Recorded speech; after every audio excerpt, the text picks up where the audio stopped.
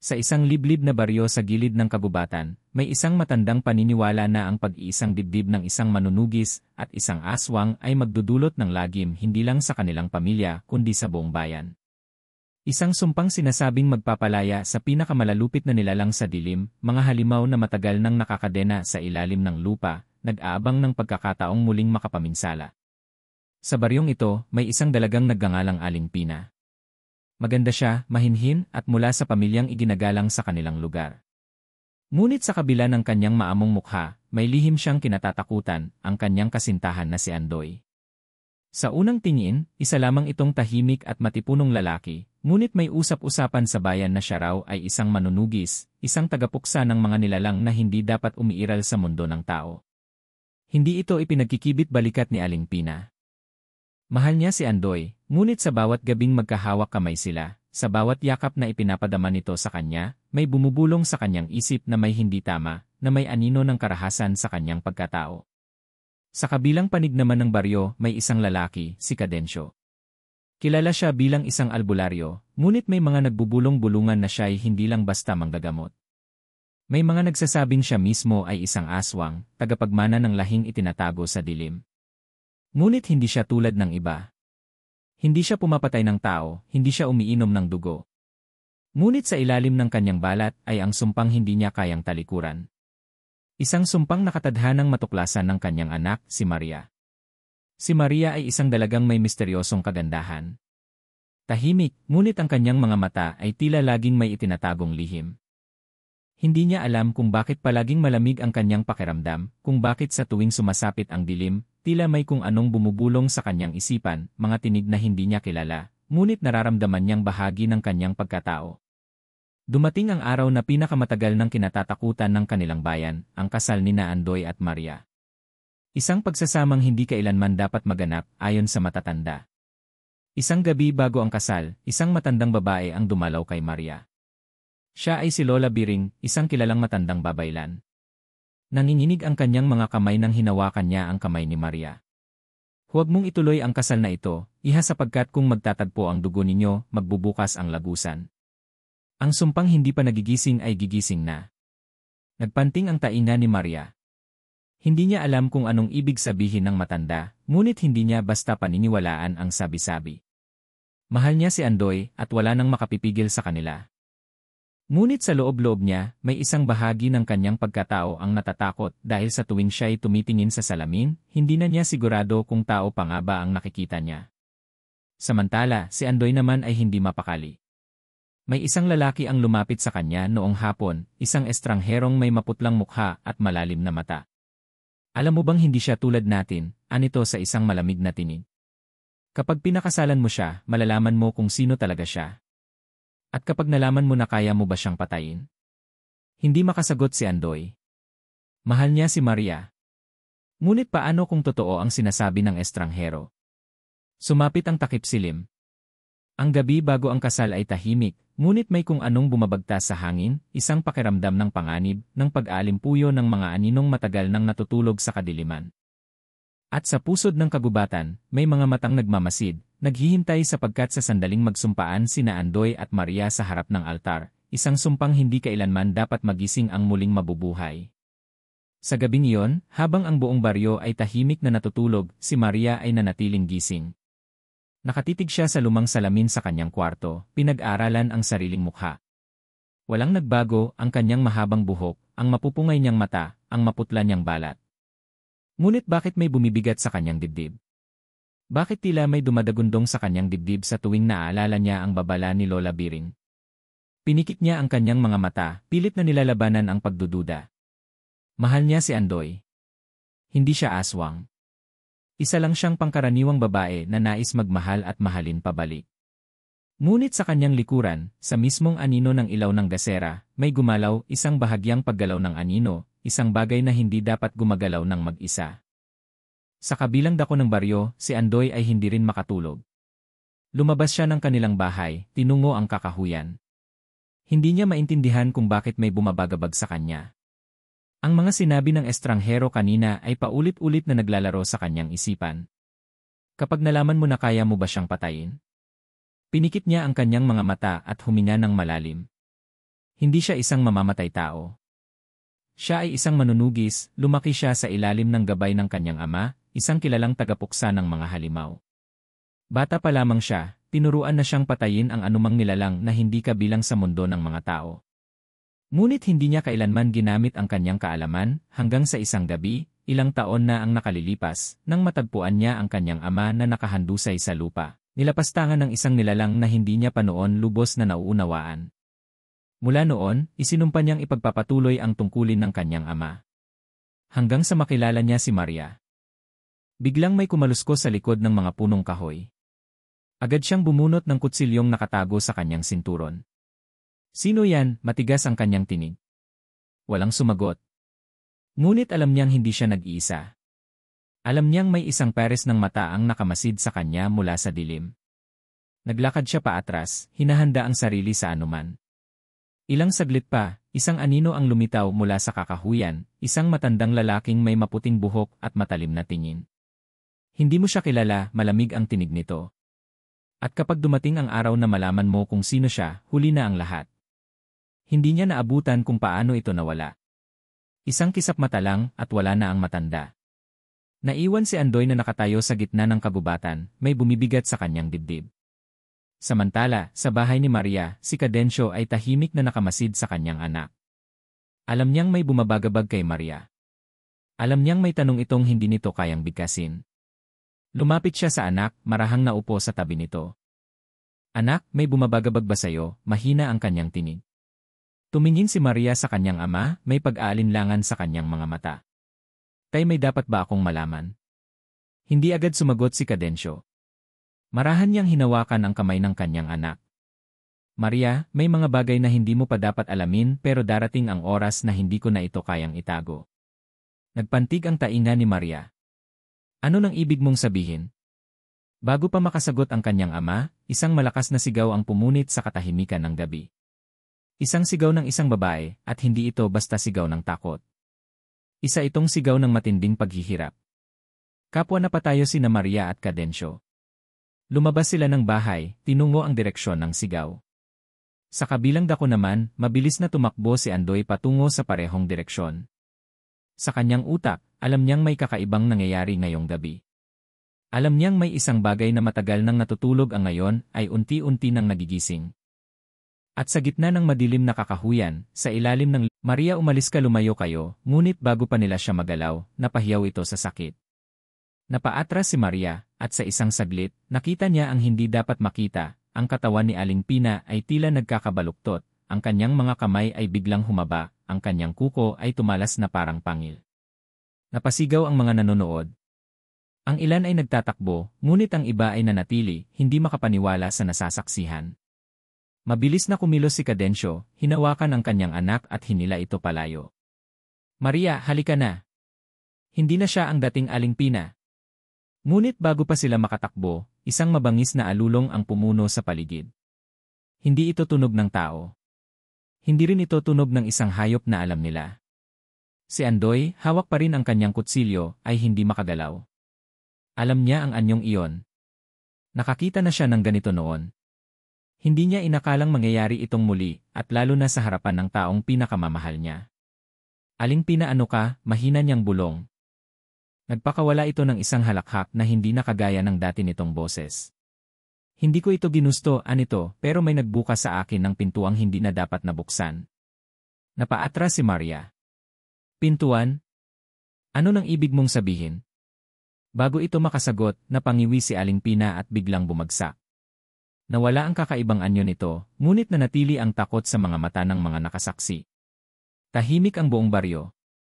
Walang gustong magsalita, walang gustong gumalaw. Parang may bumalot na malamig na hangin sa buong paligid. Si Andoy ang unang lumapit, marahang inilapit ang kanyang kamay sa walang malay na katawan ng matanda.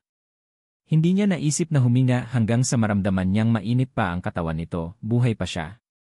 Ngunit bago siya makahinga ng maluwag, isang matandang lalaki ang lumabas mula sa dilim. Siya ang estrangherong kumausap kay Andoy sa kakahuyan. Nagsimula na, anito. At hindi na niyo ito mapipigilan. Nagpanting ang tainga ni Andoy. Ano nang ibig mong sabihin? Ano ang nagsimula? Tumingin ito kay Maria. Hindi mo ba nararamdaman? Hindi mo ba naamoy? Napaatras si Maria. Ano? Matalim ang tingin ng matanda. Ang kadiliman sa loob mo. Muling nabalot ng katahimikan ang paligid. Nanginginig ang dibdib ni Maria. Hindi totoo yan. Ngunit kahit anong gawin niya, hindi niya kayang alisin ang malamig na pakiramdam sa kanyang dibdib. Si Cadensyo, na tahimik lamang sa gilid, ay muling humawak sa kamay ng anak.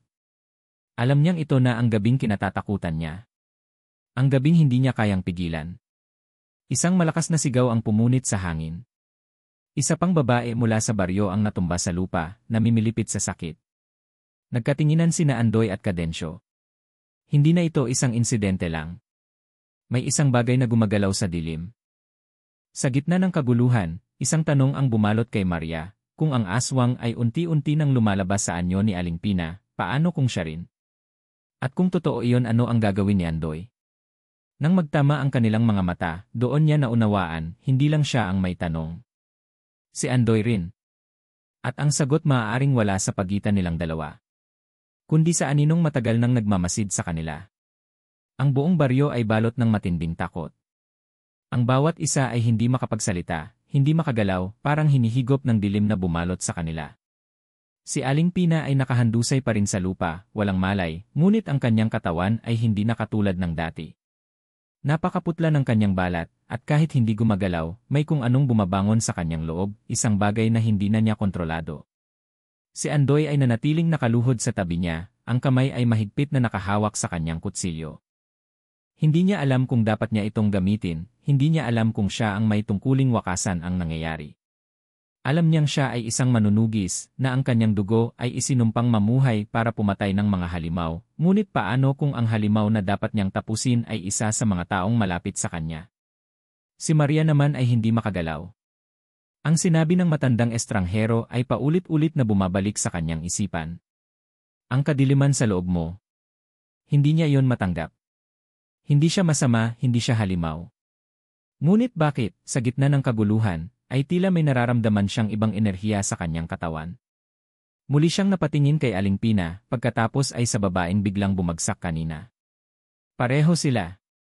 Pareho silang namilipit sa sakit bago nagbago ang kanilang anyo.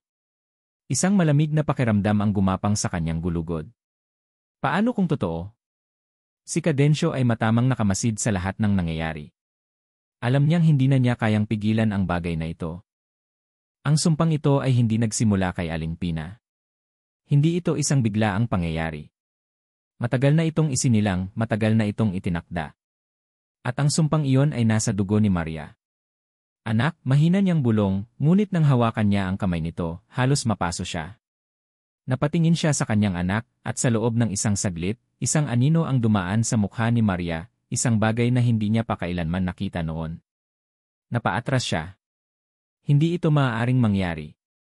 Hindi na yon. Ngunit bago pa niya magawang magsalita, isang malakas na ihip ng hangin ang dumaan sa baryo, kasama ang isang tunog, hindi ito sigaw ng tao, hindi ito alulong ng hayop. Isa itong tunog ng pagkagising. Sa gilid ng kakahuyan, isa-isang lumabas ang mga anino. Mga matang nanlilisik, kumikislap sa dilim. Hindi lang si Aling Pina. Hindi lang ang babaeng bumagsak. Hindi lang si Maria. May iba pa. At ngayon, sila ay nagising na. Napahigpit ang hawak ni Andoy sa kanyang kutsilyo. Alam niyang dumating na ang sandaling matagal nang iniiwasan ng kanilang lahi. Ang sumpa ng baryo ay hindi isang lumang kwento lamang. Totoo ito. Buhay ito. At ngayon, nasa harapan na niya. Si Maria ay hindi na alam ang kanyang nararamdaman. Ang kanyang dibdib ay parang sasabog sa lakas ng tibok ng kanyang puso. Naririnig niya ang mga bulong, hindi lang isa, hindi lang dalawa. Daan-daang bulong, sumisigaw sa kanyang isip, bumubulong ng mga bagay na hindi niya kayang intindihin. Alam mo na kung sino ka. Alam mo na kung ano ka. Ngunit hindi niya yon matanggap.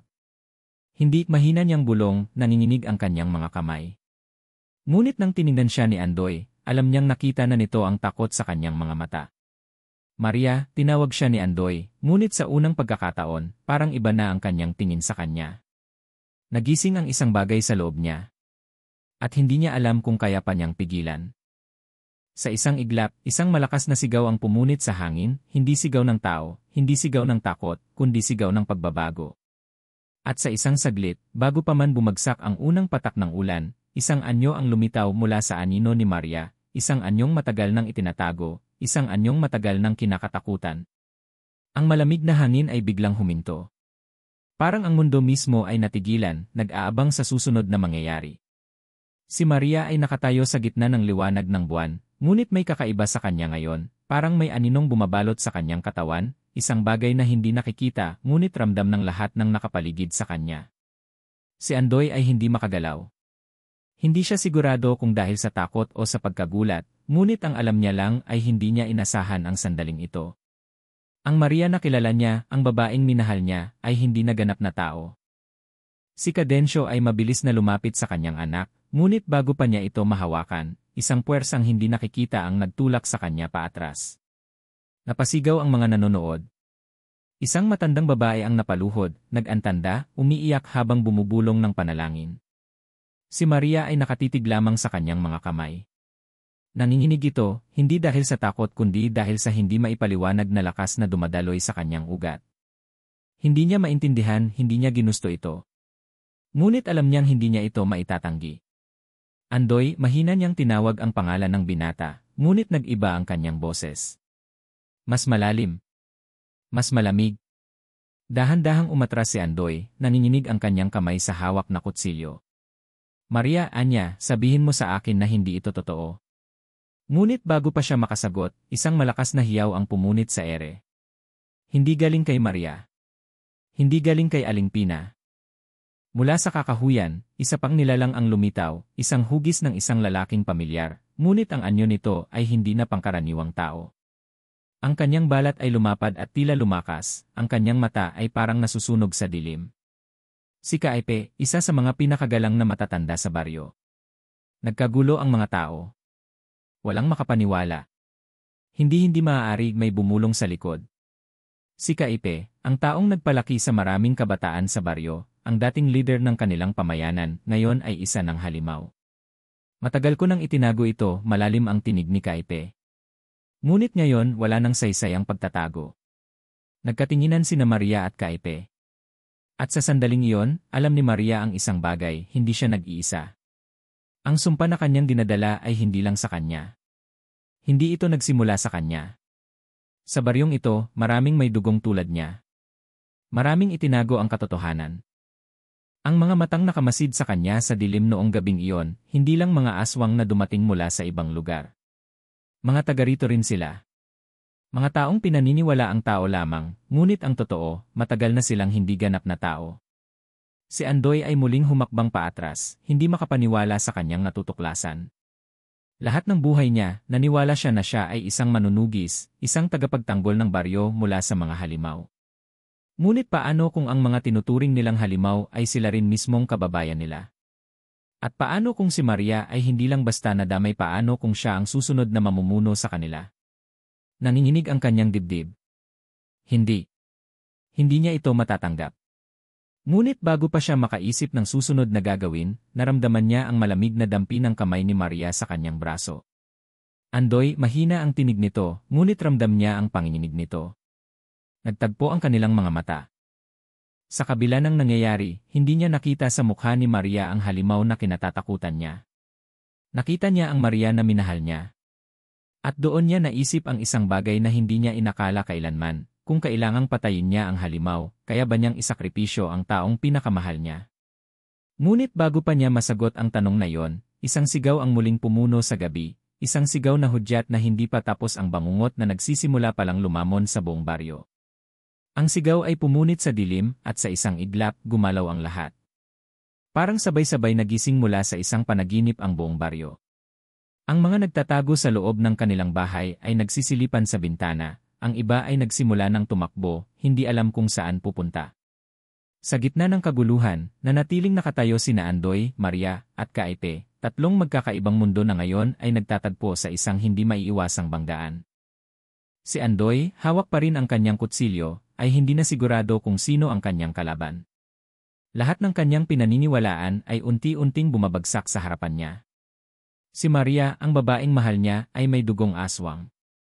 Si Kaipe, ang ginagalang niyang nakatatanda, ay isa ring nilalang na matagal nang nagtatago sa anino. At ang baryong matagal niyang pinaniniwala ang dapat niyang ipagtanggol, hindi na niya alam kung sino ang tunay na banta rito. Si Maria ay hindi makagalaw. Hindi dahil sa takot, kundi dahil sa bigat ng katotohanang bumagsak sa kanyang balikat. Nararamdaman niya ang kakaibang lakas sa kanyang katawan, isang puwersang gustong kumawala. Alam niyang hindi siya ganito dati. Ngunit ngayon wala na siyang kawala. Si Kaipe naman ay hindi na nagtatago. Hindi na ito ang mahinahong matanda na kilala ng lahat. May kung anong mabigat sa kanyang titig, hindi galit, hindi takot, kundi isang bagay na mas malalim. Dumating na ang panahon, anya, mababa ang tinig ngunit ramdam ang bigat ng bawat salita. Hindi natin ito mapipigilan. Hindi ako isa sa inyo, sagot ni Maria, nanginginig ang tinig. Ngunit mumiti lang si Kaipe. Anak, kahit anong iwas mo, hindi mo mababago ang dugong dumadaloy sa iyo. Napaatras si Maria, tila nawalan ng lakas ang kanyang tuhod. At ikaw, Andoy, tumingin si Kaipe sa binata, handa mo ba talagang tapusin ang lahat ng ito? Kahit ang kapalit ay ang buhay ng babaeng mahal mo. Napakuyom si Andoy sa narinig. Alam niyang darating siya sa puntong ito. Ang tungkulin niya bilang isang manunugis ay tapusin ang mga tulad ni Kaipe, at kung totoo ngang isa ng ganun si Maria, kaya ba niyang itarak ang kanyang kutsilyo sa puso nito? Ngunit bago pa siya makasagot, isang malakas na pag-uga ng lupa ang naramdaman nila. Sinundan ito ng isang matinding ihip ng hangin, at mula sa kadiliman, isa-isang lumitaw ang mga aninong matagal nang nagmamasid. Hindi lang sina Maria at Kaipe. Marami sila. Mga nilalang na matagal nang nagtatago sa anyo ng ordinaryong tao. Ang ilan ay mga nakilala na nila, ang iba ay mga estranghero. Ngunit lahat sila ay may isang bagay na pareho, ang kanilang mga mata ay kumikislap sa dilim. Nagising na ang mga tunay na naninirahan sa baryo. Si Maria ay napasinghap. Ang buong buhay niya, hindi niya naisip na ganito pala ang mundo niya. Si Andoy ay lalong napakapit sa kanyang kutsilyo, ngunit hindi na niya alam kung paano siya lalaban. Masyadong marami sila. Si Cadencio, na matagal ng tahimik, ay biglang sumingit sa pagitan nila. Tama na, anya, puno ng lungkot ang kanyang tinig. Wala nang dapat pang labanan. Ngunit isang malakas na sigaw ang tumapos sa kanyang sinabi. Isa sa mga naninirahan sa baryo, isang lalaki na hindi na napigilang magpatalo sa takot, ay biglang sumugod kay Kaipe dala ang isang itak. Hindi na ito nakaiwas. Sa isang iglap, bumagsak si Kaipe sa lupa, hawak ang sugat sa kanyang dibdib. Isang malalim na katahimikan ang bumalot sa lahat. Si Maria ay napasigaw. Hindi niya alam kung bakit, ngunit ang sakit ay parang tumagos sa kanya. Si Andoy ay napatingin sa kanya. Sa sandaling iyon, alam niyang may isang bagay na nagbago. At bago pa man sila makagalaw, biglang napangiti si Kaipe, kahit paduguan ang kanyang labi. Hindi pa ito tapos. At sa isang iglap, bago tuluyang bumagsak ang kanyang katawan, isang huling puwersa ang bumalot sa hangin, at si Maria ay biglang napaluhod sa lupa, isang kakaibang liwanag ang bumalot sa kanya. At doon, natanto ni Andoy ang tunay na sumpa, hindi si Kaipe, hindi ang baryo, kundi si Maria mismo. At ngayon, wala nang makapipigil sa kanya. Si Maria ay nanatiling nakaluhod sa lupa, nanginginig habang unti-unting lumalamon sa kanya ang kakaibang liwanag. Ang sakit ay bumalot sa kanyang katawan, hindi lang pisikal kundi sa kaibuturan ng kanyang pagkatao. Hindi niya maintindihan kung ano ang nangyayari, pero alam niyang may isang bagay na nagbabago sa kanya. Si Andoy ay hindi na makagalaw. Sa harap niya, ang babaeng mahal niya ay dahan-dahang nawawala sa sarili. Gusto niyang lumapit, hawakan siya, pigilan ang kung anumang nangyayari, pero may isang bahagi ng kanyang isipan na nagsasabing baka huli na ang lahat. Si Kaipe ay wala ng buhay. Ang dugo niya ay lumalago sa lupa, parang itim na usok na hinihigop ng kadiliman. Ang iba pang nilalang na lumabas mula sa anino ay hindi gumagalaw. Tila nag-aabang. Muli, ang baryo ay napuno ng katahimikan. Ngunit ang katahimikan na ito ay hindi dala ng kapayapaan, kundi ng isang hindi maipaliwanag na pangamba. Si Cadencio ang unang lumapit kay Maria. Anak, anya, halos paos ang boses. Labanan mo. Huwag mong hayaan. Ngunit hindi makasagot si Maria. Ang kanyang mga mata ay puno ng luha, pero may kung anong bumabalot sa kanya, isang bagay na hindi na niya kayang pigilan. At doon niya naintindihan. Hindi ito tungkol sa kung siya ay isa sa kanila o hindi. Hindi ito tungkol sa kung siya ay aswang o tao. Ito ay tungkol sa kung sino siya sa loob. Siya si Maria, isang babae na lumaki na hindi alam ang kanyang tunay na pinagmulan. Isang babae na tinuruan na matakot sa sarili niyang anino. Ngunit ngayon wala nang saysay ang takot. Tiningnan niya si Andoy, ang lalaking minsang nangako na ipagtatanggol siya. Ngunit sa mata nito, nakita niya ang takot, hindi para sa kanya, kundi sa kung ano siya. At sa sandaling iyon, napagtanto niya ang dapat niyang gawin. Dahan-dahan, bumangon si Maria mula sa lupa. Ang kakaibang liwanag sa paligid niya ay unti-unting humina, ngunit hindi ito tuluyang nawala. Tumingin siya kay Cadensyo pagkatapos kay Andoy. Hindi ako isang halimaw, mahina niyang sabi. Hindi ko kailangang maging isa. At sa isang iglap, itinulak niya ang natitirang enerhiyang bumabalot sa kanya pababa sa lupa. Isang malakas na hangin ang bumalot sa paligid. Ang madilim na enerhiya na iniwan ni Kaipe ay dahan-dahang naglaho, hinihigop ng lupa na parang hindi ito kailanman naging bahagi ng mundong ito. Ang mga nilalang na nasa paligid ay dahan-dahang umurong, isa-isang naglaho sa dilim, parang tinatawag ng isang hindi nakikitang boses. At sa loob ng ilang saglit, ang baryo ay bumalik sa dati nitong anyo. Si Andoy ay hindi pa rin makapaniwala. Maria, paano mo nagawa yon? Tumingin si Maria sa kanya, at sa unang pagkakataon, nakita niya ang isang bagay na hindi niya nakita noon, kapayapaan. Hindi ako ipinanganak para maging isang halimaw, Andoy, sagot niya. At hindi rin ako ipinanganak para matakot. Wala nang ibang nagsalita. Ang ibang taga-baryo ay dahan-dahang lumabas mula sa kanilang mga bahay, gulat sa kung ano ang kanilang nasaksihan. Si Cadensyo ay lumapit kay Maria, isang maliit na ngiti ang gumuhit sa kanyang labi. Alam kong kaya mo, Anya, bago mahina niyang hinawakan ang kamay ng anak. Si Andoy ay hindi pa rin sigurado kung ano ang kanyang nararamdaman. Ang babaeng mahal niya ay hindi na ang parehong Maria na nakilala niya noon. Ngunit marahil, ito ang tunay na Maria na kailangang ipanganak. Ang sumpa ng baryo ay hindi nasira, hindi nawala. Ngunit hindi rin ito naghari. At sa huling pagkakataon, bago sumikat ang araw, tumingin si Maria sa kakahuyan, kung saan ang mga anino ay naglaho sa dilim. Alam niyang hindi pa ito tapos. Ngunit ngayon, alam niyang hindi na siya kailanman magtatago.